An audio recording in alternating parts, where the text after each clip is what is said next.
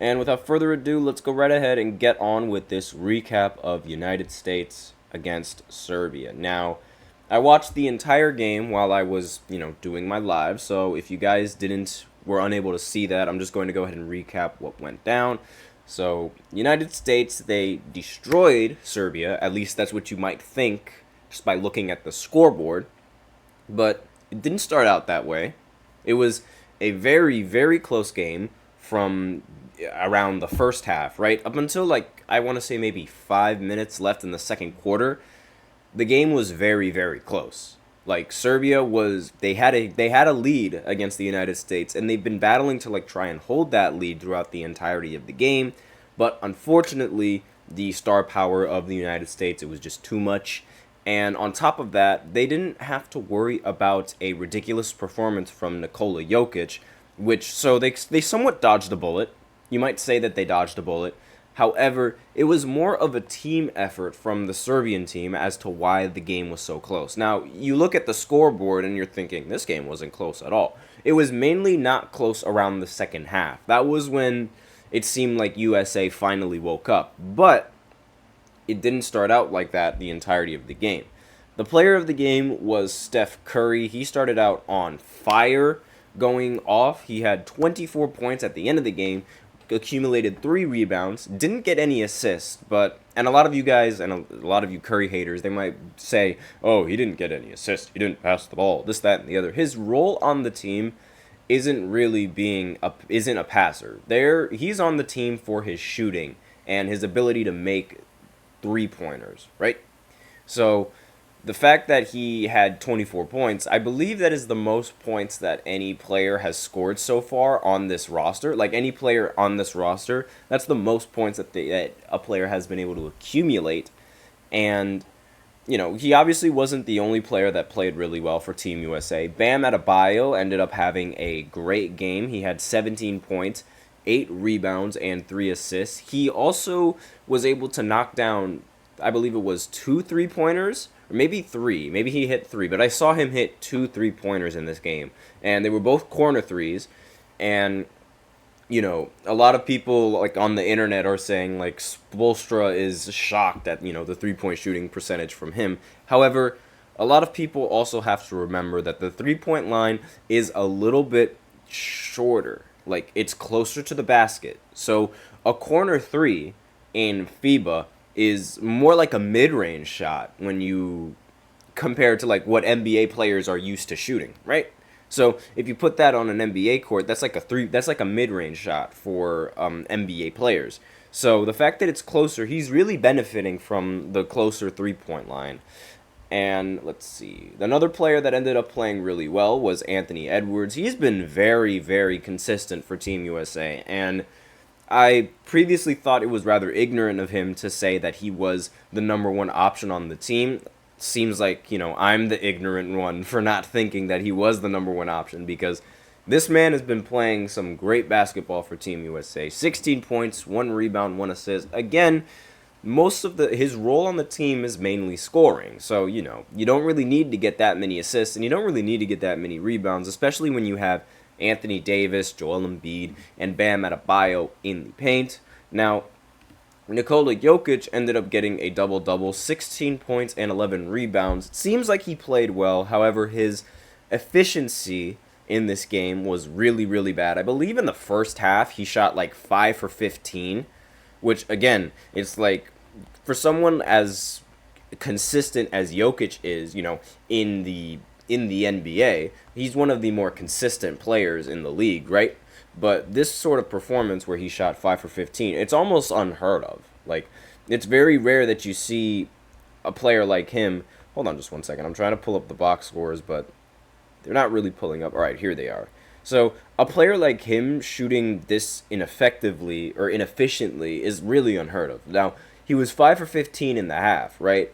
But for the whole game, he was 6 for 19. So in the halftime, in the second half, he was only able to make 1 shot, which is kind of lackluster coming in from Nikola Jokic. You'd expect somebody of his caliber to play really well. However, playing against Team USA, the Avengers, as we call it, I mean, it's really difficult to really get anything going when you're going up against a team like this, especially since players can, sit in the paint on defense for so long, and there is no, obviously, there is no 3 seconds in the paint when you're on the offensive side of the ball. So you'd think he'd benefit, but he really didn't. Now, you could argue that he was the big reason why Serbia was unable to keep this game close, because his performance and his inefficient shooting is what sort of held them back.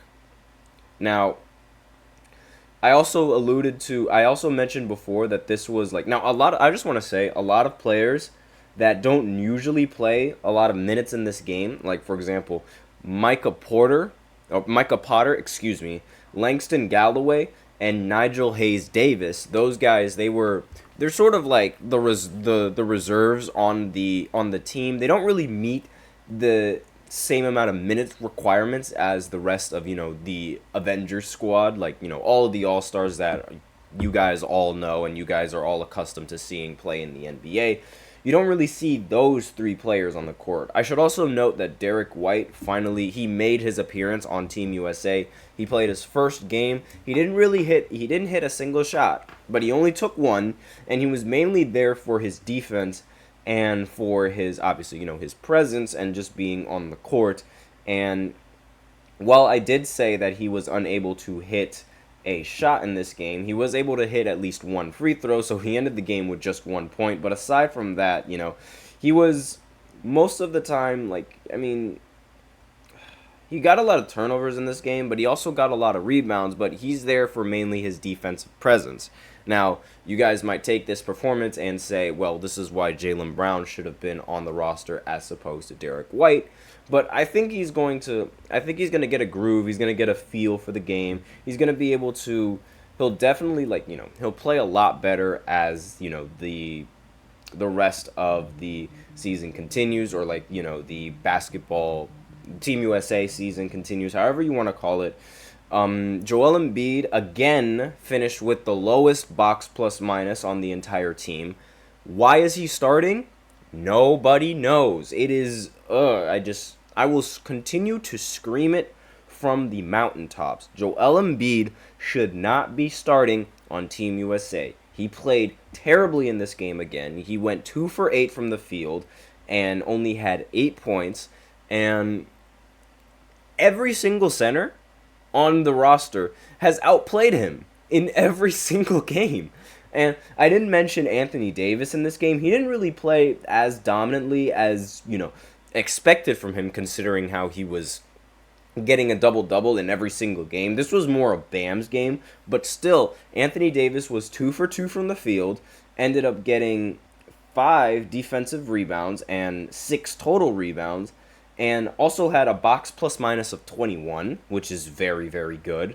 And I believe he also had 4 blocks in this game. I'm just checking. Yes, he had 6 block shots. That is crazy. That is a lot of blocks for, even for Anthony Davis's standards. You rarely see him get that. I mean, you do see him get blocks, but in a game, you don't really see him get that many blocks. In fact, he was the only player on Team USA that was actually even getting blocks, which is just, it's kind of crazy, but, very, very impressive. Now, again, I think these are block shots because, the number on it, this uses an old box score. Like, the box score is really, really old, and it's it's written down like it was in 1995, and I can't really read it as well. Team USA, I mentioned that they struggled with turnovers in this game. Not in this game, but over the past few games, they've struggled with turnovers. And in this game, they turned it around, and we're sort of seeing, the chemistry on this team just get better and better and better. Now, obviously, I'm not saying that they didn't get really dumb turnovers, because they did. Jeez, Joel Embiid, he threw the ball out of bounds because he thought someone was supposed to be standing there, but, what are you going to do about that? So, again, let me know in the comments if you guys think Joel Embiid should still be in the starting lineup or not be in the starting lineup, because, quite frankly, I don't want him in the starting lineup. He doesn't do anything helpful. There is like zero impact for him on the court. I'm sorry, but like that's just how it is. But aside from that, we are going to shift our focus from USA basketball to WNBA basketball because Caitlin Clark once again breaks another record. Who is surprised? I'm not. And I'm just going to talk a little bit about that, as well as the WNBA increasing their revenue with this new TV deal. I'll talk about that in the second segment, so be sure to tune in right after this short break. I feel like I'm losing my mind. Is everybody in the world blind? Please, Lord, give me a sign, a sign. I feel like I'm losing my mind. Is everybody in the world blind?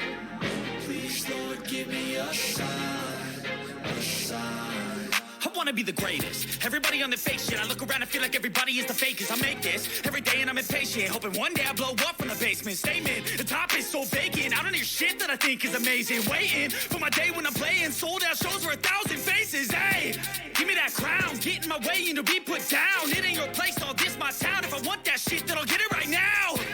I'm losing it, the noose it fits, some losing shit, a stupid myth. You choose to live or choose to dip, you choose to fight or lose your grip and lose a gift. Oh. I feel like I'm losing my mind. Is everybody in the world blind? Please, Lord, give me a sign, a sign. I feel like I'm losing my mind. Is everybody in the